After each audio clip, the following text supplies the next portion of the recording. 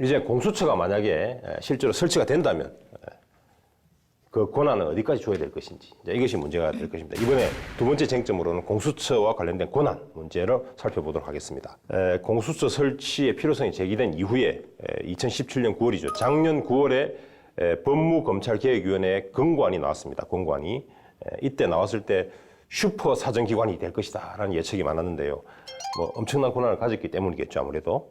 자, 우리 신 변호사님 어떤 그때 당시에 법무검찰개혁위원회가 그 권고안 내용 어떤 것이 있었습니까? 2017년 9월에 이제 법무검찰개혁위원회는 공수처에 수사권, 기소권, 공소유지권을 모두 부여하라 이런 권고안을 내놓았습니다. 그래서 이제 슈퍼 사정기관이다 이야기하고 있는데, 자, 시청자 여러분들의 이해를 잠시 돕기 위해서 수사권, 기소권, 공소유지권을 모두 주라. 그래서 이 부분을 잠시 설명을 드리면, 수사권이라고 하는 것은 범죄 혐의를 조사하고 증거를 수집하는 그런 어떤 권한 내지는 기능을 수사권이라고 하고요.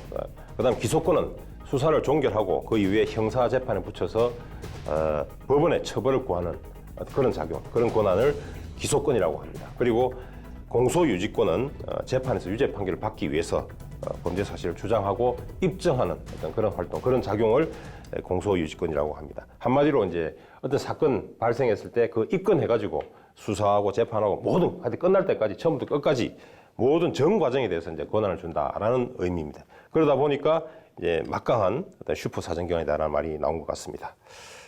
자, 그다음에 이와 함께 이런 권한과 더불어서 또 문제는 뭐냐면 수사 대상입니다. 국가공무원법상 헌법기관의 장, 예를 들면 뭐 대통령, 국회의장, 대법원장 뭐 이런 사람들 포함한 정무직 공무원과 그리고 판사, 검사 그리고 경무관급 이상의 경찰 공무원까지 포함됩니다. 그리고 심지어 장성급 장교, 물론 그들의 배우자나 직계 좀비속, 형제 자매와 같이 그런 가족들까지도 수사 대상에 포함시켰죠.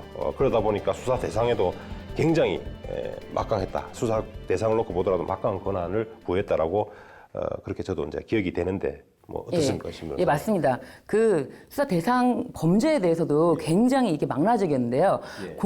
공무원의 직무 유기, 직권남용, 뇌물범죄, 공용서류 등 무효죄, 그리고 허위 공문서 작성, 강요, 공갈, 또 국가정보원법상의 정치관여, 공직선거법상의 공무원의 선거운동, 그리고 국회에서의 위증범죄까지 정치권과 고위 공무원 최고의 인사들이 저지를 수 있는 모든 범죄를 총망라해서 규정하고 있었습니다. 예, 그렇습니다. 그리고 또한 이제 또 문제됐던 게 뭐냐면 그때 당시 공고안에 나와 있는 내용 중에 중요한 것인데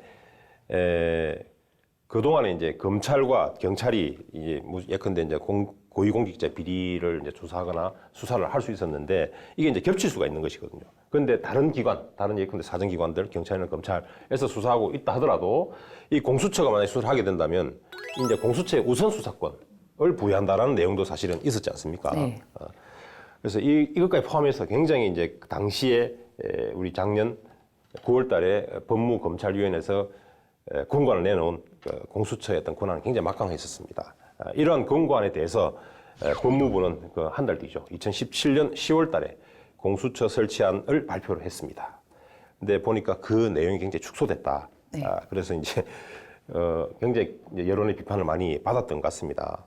그렇다면 윤 변호사님, 이게 그 이전에 작년 9월에 발표한 그 법무검찰개혁위원회에서 권고안과 그리고 그 다음 달 10월 달에 법무부가 발표한 공수처 설치안 도대체 어떤 차이가 있는 것인가요? 네, 우선 규모부터 축소되었는데요. 최초의 법무검찰개혁위원회가 발표한 권고안을 보면 검사 50명을 포함해서 수사 인원만 최대 122명으로 구성되어 있어서 슈퍼 공수처라고 불렸는데요.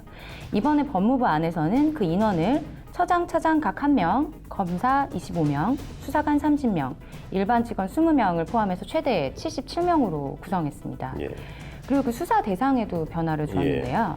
당초 권고안은 퇴직 후 3년 이내에 중앙행정기관의 고위 공무원단을 수사 대상으로 하고 있었는데요. 법무부 안은 그 수사 대상을 현직 및 퇴직 후 2년 이내의 고위공직자와 그 가족으로 축소했습니다.